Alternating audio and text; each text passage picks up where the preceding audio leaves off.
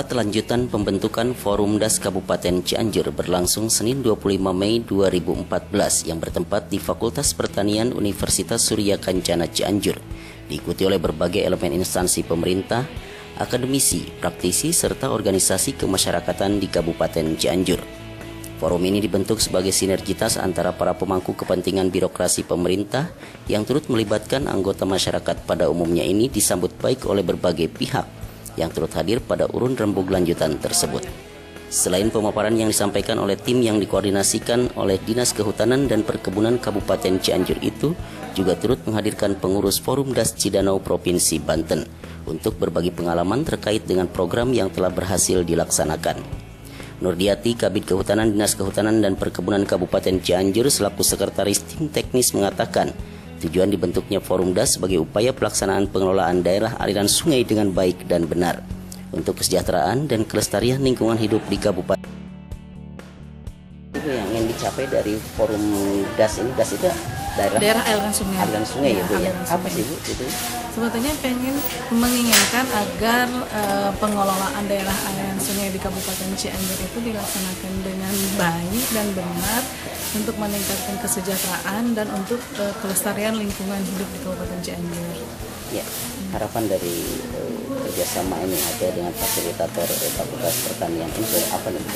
Ya, karena kami mengharapkan, apalagi tim formatur kemarin kan terbentuknya Forumdas Kabupaten Cianjur ini menunjuk Rektor Unsur sebagai ketua tim Forumdas, karena kami menganggap bahwa pihak dari akademisi itu kan mempunyai integritas yang lebih tinggi dan bisa diterima di semua kalangan gitu. Menurut Endah Lisarini, Wakil Dekan 1 Universitas Surya Kencana yang ditunjuk sebagai Ketua Tim Teknis Forumdas Kabupaten Cianjur bagi Fakultas Pertanian, kedepannya forum ini selain sebagai koordinator juga akan banyak terlibat dalam bidang-bidang penelitian dan pengabdian masyarakat. Forum Das Kabupaten Cianjur ini sebenarnya adalah suatu forum yang bekerja mengkoordinasi atau mengkoordinir pihak-pihak terkait atau yang berkepentingan dengan das daerah aliran sungai, yaitu pihak pemerintah, akademisi, lalu praktisi, dan masyarakat. Nah, dalam hal ini memang Fakultas Pertanian sebagai ketua tim teknis dari Forumdas Kabupaten Cianjur. Nah, ini adalah rapat pertama untuk kegiatan kedepannya. Kontribusi Fakultas Pertanian di Forumdas ini, yaitu tadi selain diberi tanggung jawab mengkoordinir 4 pihak tadi, juga akan banyak terlibat di penelitian dan pengabdian masyarakat. Masyarakat diharapkan proaktif untuk menyukseskan kelestarian lingkungan hidup melalui pengelolaan daerah aliran sungai ini. Iman Sulaiman melaporkan untuk Kabar Cianjur.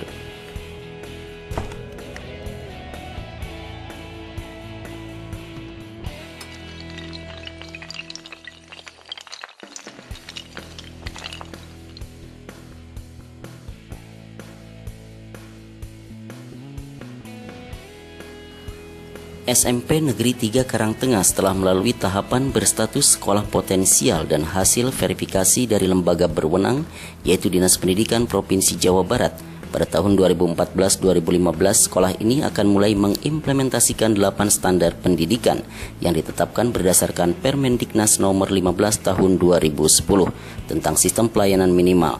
Sehingga sekolah standar nasional ini diharapkan menjadi sekolah dengan kriteria melebihi standar pelayanan minimal untuk menjamin tercapainya mutu pendidikan. Hal tersebut ditegaskan Helmi Halimudin, Kepala SMP Negeri 3 Karangtengah beberapa waktu lalu. Pak, TMT diberlakukannya SSN untuk SMP Negeri 3 Karangtengah ini kapan, Pak? Untuk pelaksanaan SSN di SMP Negeri 3 Karangtengah, kita mulai tahun ajaran baru 2014-2015 itu ya. Jadi programnya kemarin, penyeleksiannya, dan alhamdulillah kita akan terlaksana tahun ajaran baru ini dealnya gitu ya. Juli 2014-an. Ya. Kemudian dengan status SSN bagi SMP 3 Karangtengah, apa sih Pak keuntungan? Jelas ya, dengan SMP Negeri 3 Karangtengah ini masuk SSN, banyak berbagai hal yang akan kita dapatkan ya. Yang pertama jelas ya, mulai dari 8 standar yang ditentukan oleh pemerintah, itu 8 standar nasional pendidikan.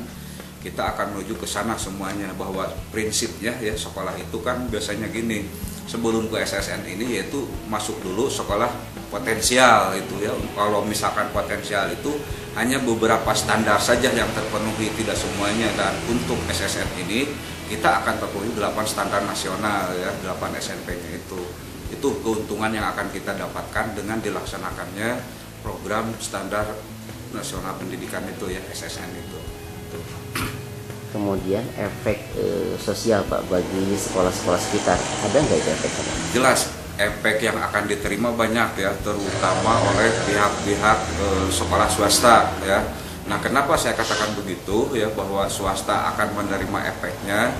Jelas dengan diberlakukannya sekolah SSN ini, yang pertama akan terjadi pembatasan jumlah siswa yang akan diterima.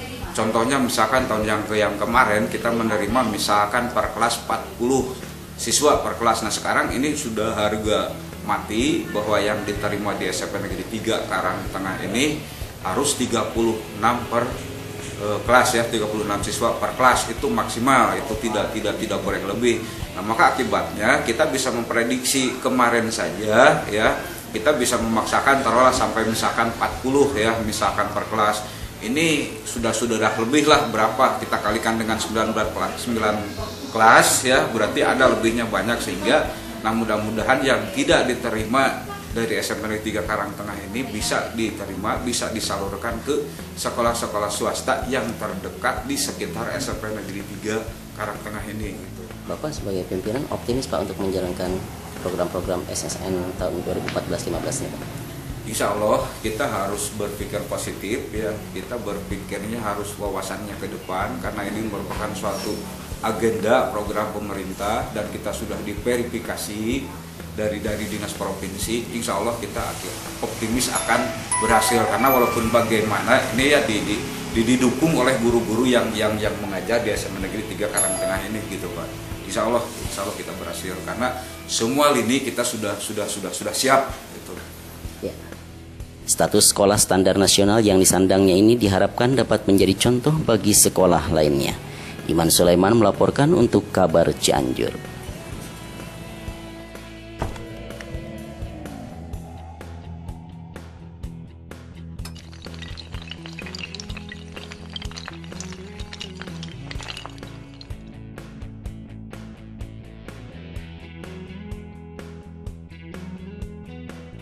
LPP TKA BKPRMI Kabupaten Cianjur Rabu 4 Juni 2014 menggelar wisuda gabungan santri TPA dan TKA yang berlangsung di Gedung Serbaguna As-Sakinah Cianjur, Jawa Barat pada akhir tahun pelajaran 2013-2014. Pada seremonial pembukaan acara yang digelar 2 tahunan tersebut, tampak hadir perwakilan pemerintah Kabupaten Cianjur, Asda 1, Kepala Kantor Kementerian Agama Kabupaten Cianjur, Direktur Wilayah BKPRMI, para senior BKPRMI, Dirda dan jajarannya, serta pengurus BKPRMI dan tamu undangan dari berbagai instansi pemerintah maupun swasta lainnya. Wisuda keempat LPP TKA BKPRMI ini diikuti 1.200 santri TPA dan TKA dari 12 kecamatan di wilayah Cianjur bagian utara dan 1 kecamatan dari wilayah Cianjur Selatan yang terdiri dari 200 unit TPA dan TKA.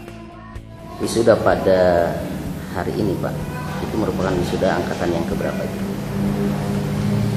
Wisuda santri TK TPA LPP TK BKPRMI ini yang kebetulan dilaksanakan pada hari ini yaitu wisuda yang keempat yang dilaksanakan secara gabungan, yang mana wisuda ini diadakan selama atau yang diadakan 2 tahun sekali.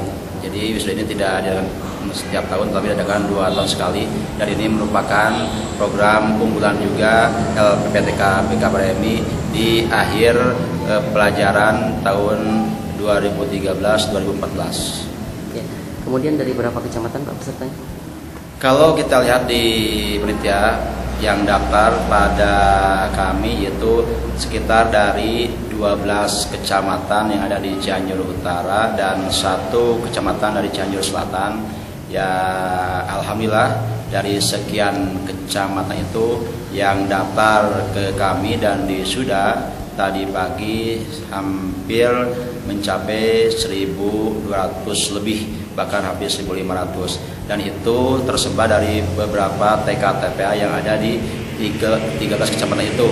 Kalau tidak salah hampir 200 unit lebih yang ikut wisuda gabungan ini. Ya. Kemudian kenapa program ini menjadi bagian dari program unggulan di BKPRN itu? Karena unggulan yang diprogramkan oleh LPP TKB KPRMI dulu selain kita mengadakan PASI, juga diantaranya ini mengadakan wisuda gabungan. Kenapa ini disebut program unggulan? Sebab wisuda itu biasanya diadakan di setiap unit masing-masing. Jadi yang levelnya lebih kecil, tetapi itu pun tidak menutup kemungkinan bahwa wisuda yang diadakan di unit itu pun merupakan kampanye pendidikan. Nah, dengan adanya wisuda gabungan ini, tentunya ini akan lebih memotivasi anak-anak lebih giat belajar, memotivasi juga orang tua siswa terdorong menyekolahkan ke TK-TPA juga supaya kelihatan gebiarnya atau show of force-nya di tengah-tengah masyarakat bahwa inilah santri TK-TPA yang ada di bawah naungan LPP TKB KPRMI, meskipun tidak semuanya ikut pada hari ini.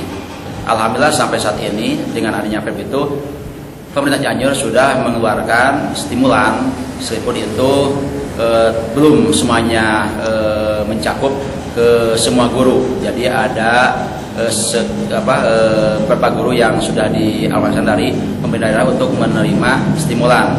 Tapi kami harapkan ke depannya semoga pemerintah daerah ini, Waima itu Pemda maupun Kemenag, bisa lebih memperhatikan, mengalokasikan dana untuk peningkatan fasilitas-fasilitas terutama bangunan yang ada di TKA-TPA. Wisuda santri TKA-TPA ini diharapkan akan memberikan kontribusi dalam pemberantasan buta huruf Al-Quran. Iman Sulaiman melaporkan untuk Kabar Cianjur.